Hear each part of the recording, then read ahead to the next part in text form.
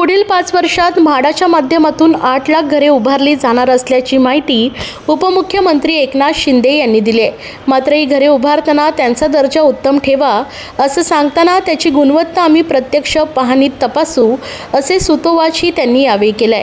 ठाण्यातील डॉक्टर काशीनाथ घाणेकर नाट्यगृहात बुधवारी शिंदे यांच्या हस्ते कोकण विभागातील म्हाडांची लॉटरी काढण्यात आली आहे।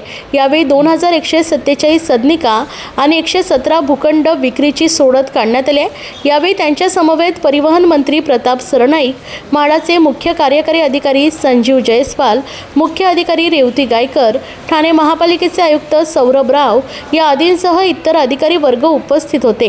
प्रत्येकाचे स्वप्न असते की आपल्याला हक्काचं घर मिळालं पाहिजे आणि चांगलं घर मिळावं आणि परवडणाऱ्या किमतीमध्ये मिळावं असं हे स्वप्न असतं। त्यांचं हे स्वप्न पूर्ण करण्याचं काम म्हाडा करत असल्याचंही त्यांनी सांगितलंय। आम्ही गेल्या 2.5 वर्षांपासून काम करतोय, रखडलेले प्रकल्प मार्गी लावण्याचा प्रयत्न करतोय। काही अडथळे होते, स्पीड ब्रेकर होते, ते आम्ही दूर केले असून आता राज्याचा विकास सुरू असल्याचंही शिंदे यांनी म्हटलंय। म्हाडाची विश्वासार्हता वाढलेली आहे, तसेच गुणवत्ता सुधारली आहे, परंतु हे करीत असताना लोकांना चांगली घरे दिली गेली पाहिजे।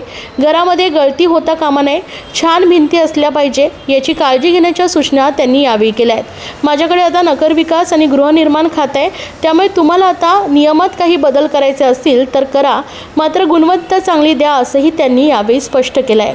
गिरणी कामगार आणि डबेवाल्यांनाही घरं मिळणार आहेत। म्हाडाचे नवीन गृहनिर्माण धोरण येत आहे। या गृहनिर्माण धोरणामध्ये अनेक बदल आम्ही घडवत आहोत। त्यामध्ये परवडणारी घरे, भाड्याची घरं, ज्येष्ठांसाठी घरं, वर्किंग वुमन, काम करणाऱ्या महिला त्यांच्यासाठी घरं ठेवली जाणार असल्याचं त्यांनी सांगितलंय। याशिवाय मागील कित्येक वर्ष गिरणी कामगार आपल्याला घर मिळेल का नाही या आशेवर होता, मात्र आता त्यांना सुद्धा घरं दिली जाणार आहेत। तसेच डबेवाल्यांना सुद्धा घर दिले जाणार असल्याचं त्यांनी सांगितलंय।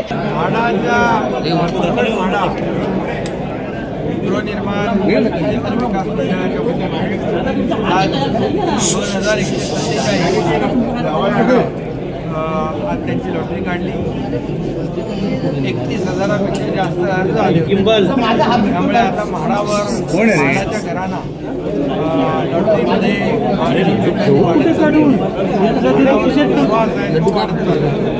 म्हाडाच्या आणि वेळेमध्ये त्यामुळे आणि पूर्णपणे या सिस्टीममध्ये जी कार्यपद्धती आहे, पारदर्शकता आहे, कुठे काही पूर्णपणे प्रेम गुण कसा लावणार, प्रेम कसा करतो आपण पाहिलं खाली घे ना, हे प्रेम तू गुण काढते साईडला। अनेक लोकांना लॉटरी लागली पण आणि त्यांना आपण घरांचं हे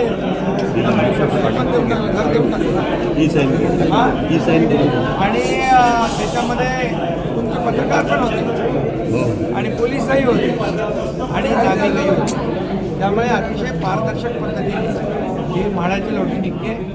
गेल्या आठवड्यामध्ये आम्ही पुणे, पिंपरी चिंचवडचे 6,400 घरांची लॉटरी काढली। आता परत या 3-4 महिन्यामध्ये आणखी लॉटरी काढली जाईल। आज ज्यांना घरं मिळाली त्यांचं अभिनंदन करतो आणि ज्यांना मिळाली नाहीत त्यांना शुभेच्छा देतो। पुढच्या लॉटरीत त्यांनाही मिळतील। महाराष्ट्रातील भगिनींना आधार देणारी राज्य शासनाची मुख्यमंत्री माझी लाडकी बहीण योजना। या योजनेअंतर्गत अल्प उत्पन्न गटातील 21 ते 65 वयोगटाच्या भगिनींना मिळणार दरमहा 1,500 रुपयांची मदत। अर्ज करण्यासाठी 31 ऑगस्ट 2024 पर्यंत मुदतवाढ। कुटुंबाचं वार्षिक उत्पन्न 2.5 लाख रुपयांपेक्षा कमी असलेल्या महिला पात्र। कुटुंबाकडे पिवळं किंवा केशरी रेशन कार्ड असल्यास उत्पन्नाचा दाखला आवश्यक नाही। पांढरं रेशन कार्ड असेल किंवा रेशन कार्ड नसेल तर कुटुंबाचं वार्षिक उत्पन्न 2.5 लाखांपेक्षा कमी असल्याचा दाखला आवश्यक। योजनेसाठीचा ऑनलाईन अर्ज नारी शक्ती दूत ॲपवरून किंवा पोर्टलवर भरता येईल। ज्या भगिनींना ऑनलाईन अर्ज भरता येत नसेल त्यांच्यासाठी अंगणवाडी, ग्रामपंचायत, वॉर्ड ऑफिस, सेतू सुविधा केंद्रामध्ये किंवा आशाताई बचत गटाच्या CRP यांची मदत उपलब्ध। आता आपल्याला अभिमानाने म्हणता येईल, सुखी आणि सुरक्षित आहे माझी लाडकी बहीण।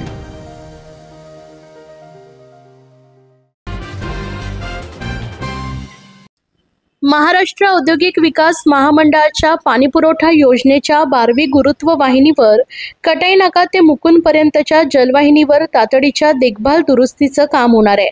त्यामुळे ठाणे महापालिका क्षेत्रात कळवा, दिवा आणि मुंब्रा या भागात गुरुवार 6 फेब्रुवारीच्या मध्यरात्री 12 वाजल्यापासून ते शुक्रवार 7 फेब्रुवारीच्या मध्यरात्री 12 वाजेपर्यंत असे 24 तास पाणी पुरवठा बंद राहणार आहे. दुरुस्तीचे काम पूर्ण झाल्यावर पुढील काही तास पाणी पुरवठा कमी दाबाने होईल. तर या काळात नागरिकांनी या पुरेसा पाणीसाठा करून ठेवावा, तसेच पाणी काटकसरीने वापरावे असं आवाहन ठाणे महापालिकेने केले.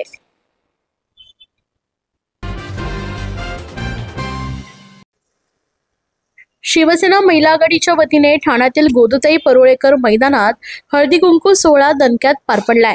शिवसेना पक्षप्रमुख उद्धव ठाकरे यांच्या पत्नी रश्मी ठाकरे यांच्या प्रमुख उपस्थितीत हजारो महिलांनी वाण लुटले. यावेळी विविध क्षेत्रामध्ये उल्लेखनीय कामगिरी करणाऱ्या महिलांचा या कार्यक्रमात विशेष सत्कार करण्यात आलाय. तसेच लकी ड्रॉ काढून महिलांना आकर्षक बक्षिसं देण्यात आले. या सोहळ्याच्या निमित्तानं ठाण्याचं मैदान महिलांच्या गर्दीने ओव्हरपॅक झाले होते. रश्मी ठाकरे यांनी मोठ्या आस्थेने महिलांशी संवाद साधून त्यांची विचारपूस केली. यावेळी शिवसेना नेते माजी खासदार राजन विचारे, महिला जिल्हा संघटक रेखा खोपकर, नीलम ढवण, रंजना शित्रे, माजी नगरसेविका नंदिनी विचारे, महिला उपजिल्हा संघटक महेश्वरी तरे, आकांक्षा राणे, संपदा पांचाळ तसेच मोठ्या संख्येने महिला पदाधिकारी, युवती सेनेचे पदाधिकारी उपस्थित होते. पद आज आहे उद्या नाही, पण नाती टिकवायची असतात. आपलं आणि शिवसेनेचं नातं असंच आहे. कुणी आलं गेलं तर फक्त संख्या कमी जास्त होते. इमानी माणसं बेईमानी करत नाहीत अशा शब्दात शेरोशायरी करत माजी नगरसेविका नंदिनी विचारे यांनी शिंदे गटाला टोमणा मारलाय. यावेळी उपस्थित असलेल्या महिलांनी शिवसेना जिंदाबाद, उद्धव ठाकरे आगे बढो अशा घोषणाही दिल्या आहेत.